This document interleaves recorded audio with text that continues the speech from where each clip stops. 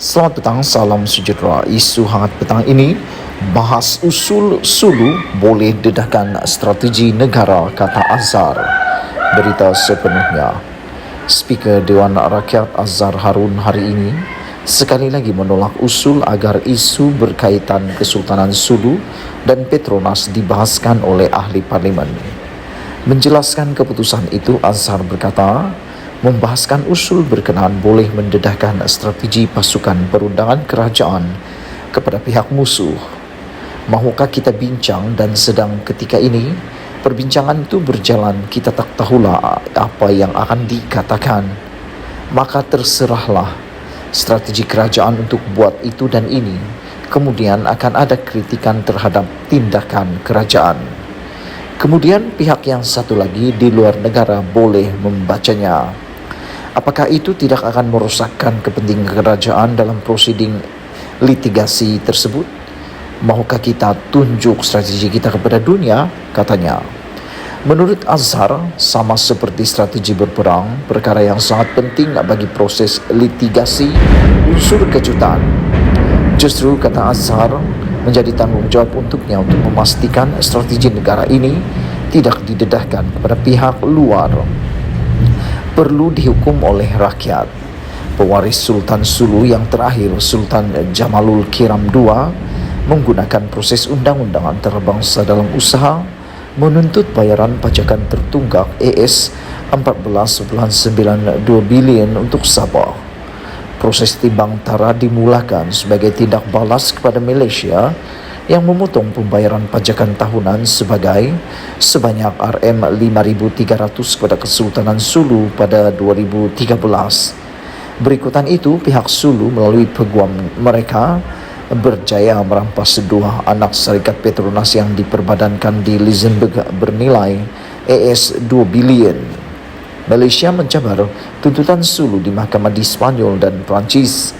Azhar berhujah sebarang perbahasan mengenai perkara itu bercanggah dengan perintah tetap parlimen mengenai subjudice. Azhar berkata demikian sebagai menjawab bantahan yang dibangkitkan Muhammad Hanifah Maidin PH Sepang yang berhujah keputusan subjudice yang dibuat semalam dan sehari sebelumnya adalah tidak betul kerana peraturan itu harus digunakan berdasarkan kes demi kes. Terdahulu, Ketua Pembangkang Anwar Ibrahim berhujah parlimen sepatutnya membenarkan usul tersebut dibahaskan dan ia boleh dibuat tanpa menyentuh isu mahkamah. Hal itu, katanya, membolehkan ahli parlimen mengisytiharkan sokongan secara rasmi terhadap usaha kerajaan untuk melindungi kepentingan negara jika ia adalah langkah yang betul. Bagaimanapun, Azhar berkata usul tergempar yang diminta di bawah Seksyen 18 dalam kurungan 2 itu hanyalah perbincangan dan bukan perbahasan sebenar dengan seberang keputusan. Justru dia menasihatkan ahli parlimen mengemukakan perkara itu di Dewan Rakyat melalui soalan lisan. Penyerahan soalan lisan biasanya dibuat sebelum Dewan Rakyat bersidang. Bagaimanapun, ahli parlimen mempunyai ruang untuk mengemukakan soalan semasa sesi soal menteri, iaitu setiap Selasa dan Khamis. Anwar juga berkata mana-mana ahli parlimen Sabah yang tidak menyokong usaha membahaskan isu Sulu di parlimen perlu dihukum oleh rakyat Sabah. Sekian isu hangat petang ini. Jangan lupa tinggalkan komen anda. Sila tekan butang subscribe. Malaysia kita punya, kita jaga sama-sama. Cintai Malaysiaku. Kita jumpa lagi. Bye-bye. Selamat malam, salam sejahtera. Isu hangat malam ini, aset Petronas disita, semuanya bermula di zaman Najib. Ulasan seterusnya. sejak berita mengenai tindakan waris Kesultanan Sulu menyita aset Petronas tersebar. Datuk Seri Najib Tun Razak bertubi-tubi menyerang. Kononnya ia berpunca daripada kegagalan pentadbiran Pakatan Harapan. Lebih jahat lagi, beliau mengalihkan pandangan rakyat kepada bekas Peguam Negara Tommy Thomas untuk membina persepsi perkauman. Kononnya pentadbiran Pakatan Harapan melantik tokoh bukan Melayu yang akhirnya menggadaikan kedaulatan negara. Ini permainan persepsi yang cuba dimainkan oleh Najib untuk dua tujuan. Pertama, untuk terus memainkan politik perkauman menjelang pilihan raya umum 15 PRU 15. Kedua, untuk mengalihkan pandangan rakyat dari fakta sebenar, iaitu tindakan undang-undang yang membawa kepada kejadian aset Petronas disita sebenarnya bermula akibat dari keputusan semasa beliau Perdana Menteri. Malah pentadbiran beliau telah dimaklumkan mengenai perkara ini seawal 2017. Semakan ke atas kertas keputusan proses timbang tara bertarikh 28 Februari 2022 jelas menunjukkan bahawa pentadbiran Najib telah dimaklumkan mengenai tindakan undang-undang yang boleh membawa kepada tindakan menyita aset ini. Disertakan kertas keputusan timbang tara sebanyak 124 muka surat. Selamat petang, salam sejahtera. Berita paling menggemparkan seluruh Malaysia hari ini apabila Rafizi Ramli tweet di dalam Twitter terkini beliau dengan menulis, saya sertakan draft laporan polis terhadap Najib Razak supaya disiasat di bawah kanun keseksaan perkara 132 dan perkara PUA 395 Perlembagaan Persekutuan. Kecuaian menjalankan tugas penjawat awam. 1. Keputusannya yang mengundang saman. 2. Notis saman diterima 2017. Lapor esok, katanya. Dalam gambar yang disertakan ini, laporan polis seluruh negara terhadap Najib akan dilaksanakan pada 19 Julai. Selain daripada itu, dalam kenyataan media bersama bertarikh 18 Julai 2022, tuntutan aset waris Sultan laporan polis seluruh negara terhadap Najib. Tuntutan aset waris Sultan Sulu terhadap polis seluruh negara terhadap Najib. Minggu lalu saya telah menunjukkan bahawa masalah